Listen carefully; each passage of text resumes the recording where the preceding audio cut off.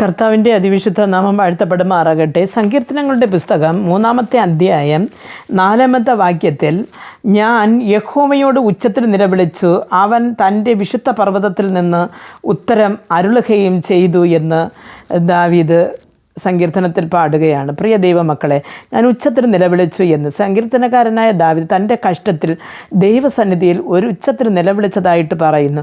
പക്ഷേ ഒരു മനുഷ്യൻ്റെ മുമ്പിൽ നിന്ന് കണ്ണുനീര് വീത്തിയെങ്കിൽ അവർ മാറി നിന്ന് ആക്ഷേപിക്കുമായിരുന്നു. പക്ഷേ ഒരു ദൈവസന്നിധിയിൽ വിട്ട കണ്ണുനീരിന് വിശുദ്ധ പർവ്വതത്തിൽ നിന്നാണ് ഒരു ദൈവം മറുപടി ദാവീദിന് അയച്ചു കൊടുത്തത്. പ്രിയ ദൈവപൈതലേ, നമ്മുടെ ആവശ്യങ്ങളുടെ മധ്യയിൽ നാം പലപ്പോഴും ചില സമയങ്ങളിൽ വാവിട്ട് ഉറച്ച് നിലവിളിച്ച് പോകാറുണ്ട്. കാര്യമെന്ന് പറഞ്ഞാൽ വിചാരിക്കുന്ന കാര്യങ്ങൾ അതിൻ്റെ അപ്പുറമായി നടക്കുമ്പോൾ നമുക്കൊണ്ട് സഹിക്കുവാൻ പറ്റുന്നില്ല. അതേപോലെ തന്നെ വർഷങ്ങളായിട്ട് നമ്മൾ പ്രാർത്ഥിച്ചു കൊണ്ടിരിക്കുന്ന ചില വിഷയങ്ങളുടെ മധ്യയിൽ ദൈവത്തിൻ്റെ ഒരു പ്രവൃത്തി നിർബന്ധം നടക്കുക തന്നെ ചെയ്യും. മനുഷ്യരിൽ ആശ്രയിക്കാതെ ദൈവസന്നിധിയിൽ നാം നിലവിളിക്കുമ്പോൾ കർത്താവ് തൻ്റെ വിശുദ്ധ പർവ്വതത്തിൽ നിന്ന് നമുക്ക് അനുഗ്രഹങ്ങൾ അയച്ചു തരുന്നു.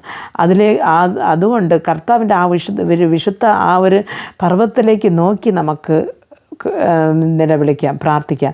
ഞങ്ങൾ അതിവാത്സല്യമായി സ്നേഹിച്ച് വഴി നടത്തുന്ന സ്വർഗസ്ഥ പിതാവേ, ദൈവമേ, ഈ സമയത്ത് ഇവരുടെ നിലവിളി എന്താണെന്ന് അടിയാൾക്ക് അറിയത്തില്ല. കർത്താവേ, ദൈവമേ, പട്ടിണിയായിട്ടിരിക്കുന്നോ അല്ലെങ്കിൽ മറ്റു പല ആവശ്യങ്ങളോ എനിക്കൊന്നും അറിയത്തില്ല കർത്താവേ. എങ്കിലും കർത്താവ്, ഇവർ ഇന്ന് എന്താവശ്യത്തിൽ നിന്നോ ഇരുന്നു കൊണ്ട് കർത്താവിൻ്റെ നാമത്തിൽ വിളിച്ചപേക്ഷിക്കുന്നുവോ കർത്താവെ, അങ്ങയുടെ വിശുദ്ധ പർവ്വതത്തിൽ നിന്ന് ഇവരുടെ ശബ്ദങ്ങളെ കേട്ട് ഇവർക്ക് മറുപടി അയച്ചു കൊടുക്കുന്ന കൃപയ്ക്കായി നന്ദി.